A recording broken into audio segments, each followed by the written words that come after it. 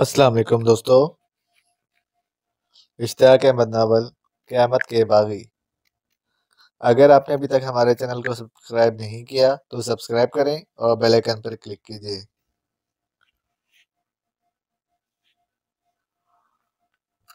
اچانک رک گیا، گویا وہیں اٹک گیا۔ ہاں، وہ بولے، یہ بات ذہن میں کیسے اتر سکتی ہے؟ میں بھی یہی کہتا ہوں، لیکن میرے نائب کا کہنا ہے کہ جو کچھ اس نے آنکھوں سے دیکھا ہے وہ بیان کیا ہے۔ وہ کوئی سنی سنائی بات نہیں بتا رہا، لیکن اس نے ایک اور بات بھی کہی ہے۔ اور وہ کیا؟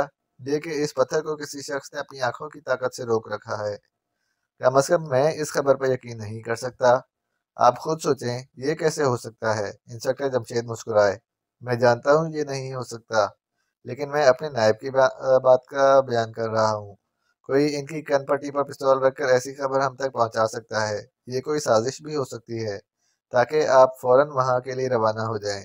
کیا آپ ہماری آمد سے پہلے ہی جہاز کو تیاری کا حکم دے چکے ہیں سر؟ ہاں، وہ تو ظاہر ہے، لیکن ہم ابھی نہیں جائیں گے، پہلے تصدیق کر لیں۔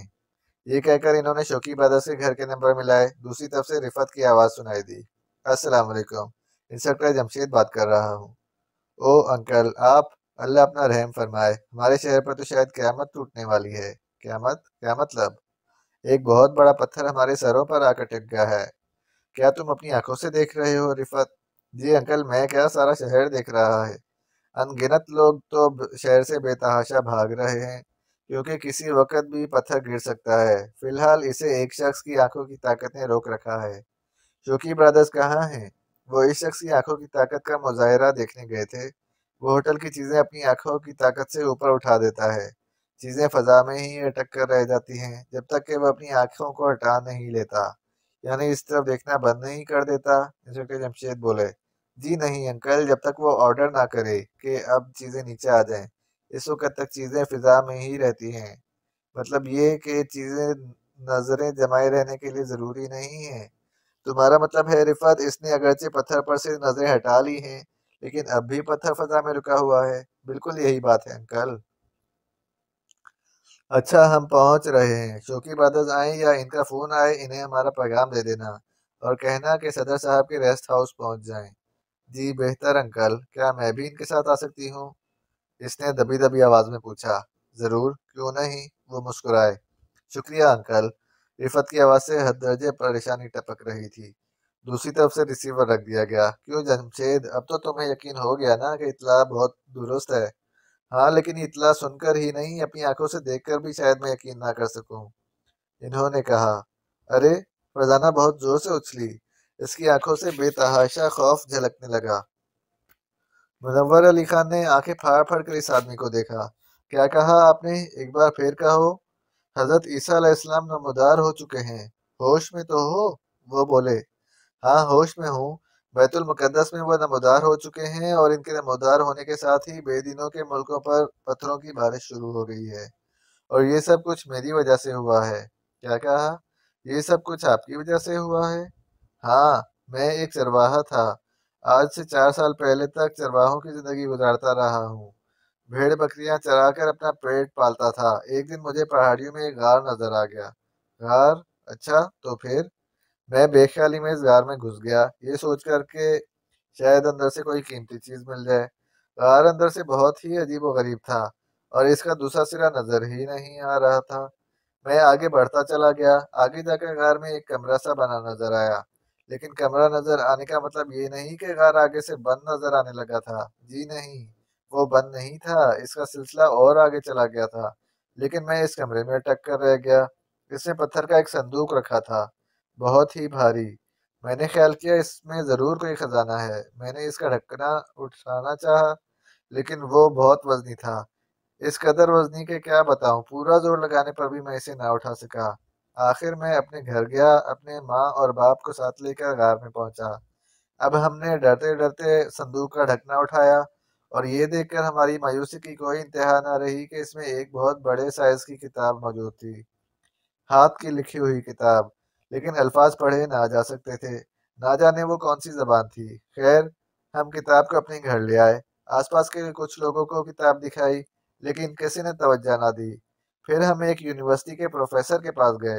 میرے والد کسی زمانے میں ان کی بکریاں چراتے رہے تھے۔ کتاب انہیں دکھائی۔ انہوں نے کہا کہ کتاب کو پڑھنے کی کوشش کروں گا۔ اس کے بعد انہوں نے کئی زبانیں جاننے والے ماہرین کی خدمات حاصل کی، تب کہیں جا کر وہ کتاب کا ترجمہ کرنے کے قابل ہو سکے۔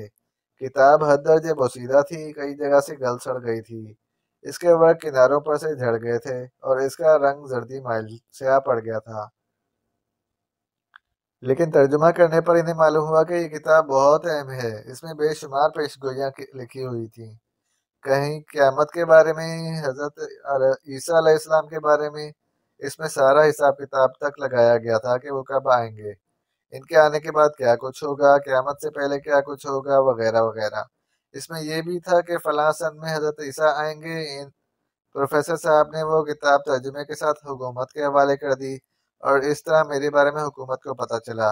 حکومت نے مجھے بہت بڑا انعام دیا۔ اس انعام سے اب میں نے یہ کوٹھی بنوائی ہے اور بقیہ روپیہ بینک میں جمع کرا دیا ہے، لہٰذا اب عیش کر رہا ہوں۔ جنگل کے کنارے بنے اس مکان میں منور علی خان نے ایک رات گزارنے کا ارادہ کیا تھا۔ انہیں کیا معلوم تھا کہ اس سرورِ کی ملاقات ہوگی اور یہ کہانی انہیں سننی پڑے گی۔ اس کی کہانی سن کر وہ بولے، وہ غار یہاں سے کتنی دور ہے؟ دور تو ہے لیکن آپ وہاں جا سکتے ہیں۔ کیا آپ صبح سویرے ساتھ چل سکیں گے؟ ضرور، کیوں نہیں، اب تو میں یہی کام کرتا ہوں۔ وہ مسکرایا۔ کیا مطلب؟ وہ چونکے۔ سیاحوں کو اس غار تک پہنچا آتا ہوں اور اپنی فیس لے لیتا ہوں۔ بہت خوب، میں بھی آپ کو آپ کی فیس دوں گا، تو پھر صبح چلیں گے؟ ہاں ٹھیک ہے، انہوں نے کہا۔ دوسری صبح وہ اس کے ساتھ اس غار تک پہنچ گئے۔ کیا حکومت نے اس غار کی تلاشی لی تھی؟ میرا مطلب ہے کتاب کے ترجمے کے بعد۔ جی نہیں، حکومت نے کوشش نہیں کی۔ ہاں لوگوں نے کی ہے، لیکن اس غار کے آخر تک کوئی بھی نہیں پہنچ سکا۔ آگے چل کر غار بہت دشوار گزار ہو گیا ہے۔ اوہ اچھا۔ دوسری صبح وہ اس کے ساتھ غار تک پہنچے۔ وہاں کافی رونق نظر آ رہی تھی۔ غار کے باہر اب دکانیں بن چکی تھیں، گویا ابھی ایک تفریح گاہ بن چکی تھی۔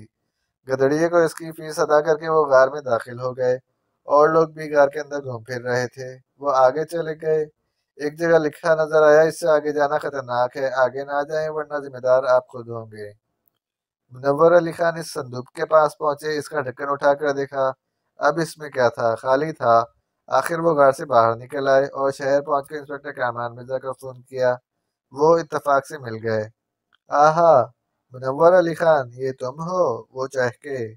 ہاں، میں اس وقت بیت المقدس میں موجود ہوں اور تمہاری بھی یہاں ضرورت محسوس کر رہا ہوں، لہٰذا پہلی فرصت میں چلے آؤ۔ میں ہوٹل غازان کے کمرہ نمبر 203 میں ٹھہرا ہوا ہوں۔ معلوم ہوتا ہے کوئی بہت ہی خاص بات ہے؟ ہاں بالکل، خاص سے بھی کچھ زیادہ ہے۔ اچھا تو ہم بہت جلد آ رہے ہیں، تم فکر نہ کرنا۔ فکر کرنے پر تو خیر میں مجبور ہوں، اللہ اپنا رحم فرمائے۔ خیر ہم آ رہے ہیں۔ اسی روز شام کو وہ ہوٹل غازان کے کمرہ نمبر 203 میں ایک دوسرے کے سامنے بیٹھے تھے، اور منور علی خان انہیں اس غار اور کتاب کے بارے میں بتا رہے تھے۔ وہ سکتے کے عالم میں سن رہے تھے۔ آخر منور علی خان خاموش ہو گئے۔ تم نے بہت اچھا کیا منور علی خان کہ ہمیں یہاں بلا لیا۔ ہم پہلے اس غار کو دیکھیں گے اور پھر اس کتاب کا ترجمہ پڑھیں گے، پھر دیکھیں گے کہ یہ چکر کیا ہے۔ میں نے یہاں ہوٹل میں بھی اس کتاب کے بارے میں بہت چرچے سنے ہیں۔ ویسے ایک خوفناک بات یہ اس کتاب میں لکھی ہے کہ جب حضرت عیسیٰ علیہ السلام آئیں گے تو جتنے لوگ بھی غلط مذہبوں پر ہوں گے ان کے شہروں پر پتھروں کی بارش ہوگی۔ آپ یہ سن کر کیوں فکر مند ہو گئے انکل؟ پتہ نہیں میں کیوں فکر مند ہو گیا ہوں۔ ہمیں احادیث کا مطالعہ کرنا پڑے گا کہ حضرت عیسیٰ علیہ السلام کی آمد کن حالات میں ہوگی۔ مجھے وہ کیس یاد آ رہا ہے جب ان لوگوں نے ایک نقلی مسیح اوپر سے اتارا تھا۔ اف مالک، اس وقت کس قدر خوفناک حالات ہو گئے تھے۔ کیوں نہ ہم انسپکٹر جمشید پارٹی کو بھی یہیں بلا لیں۔ اوپر دیے گئے حالات کے بارے میں معلوم کرنے کے لیے باطل قیامت پڑھیے۔ یہ خبر اب تک وہ بھی سن چکے ہوں گے، لہٰذا وہ خود ہی یہاں پہنچ جائیں گے۔ فکر نہ کرو، انسپکٹر کامران مرزا مسکرائے۔ اوہ، شوقی برادرز، آفتاب نے فوراً کہا۔ ضرورت محسوس ہوئی تو انہیں بھی بلا لیں گے۔ میں تو کہتا ہوں ضرورت محسوس نہ بھی ہو تو بھی انہیں بلا لیں، ذرا ایک بار پھر ہم مل بیٹھیں گے، دیکھا جائے گا۔ پہلے تو ہم اس غار کو دیکھیں گے۔ دوسرے دن وہ صبح سویرے غار کی طرف روانہ ہوئے۔ انہوں نے سیاحوں جیسے لباس پہنے ہوئے تھے اور کھانے پینے کی بہت سی چیزیں ان کے پاس تھیں۔ غار کے پاس رونق دیکھ کر وہ حیران رہ گئے۔ یہ تو باقاعدہ تفریحی مقام بن گیا ہے۔ ہاں، اس کتاب کی وجہ سے لوگ اس غار کو بڑی تعداد میں دیکھنے کے لیے آنے لگے ہیں۔ ہر وقت میلہ سا لگا رہتا ہے، بلکہ اب تو غار پر ٹکٹ بھی لگا دیا گیا ہے۔ منور علی خان مسکرائے۔ وہ ٹکٹ خرید کر اندر داخل ہوئے، سب سے پہلے اس صندوق تک پہنچے۔ انہوں نے بغور اس صندوق کا جائزہ لیا، پھر انسپکٹر کامران مرزا بولے، کیا خیال ہے؟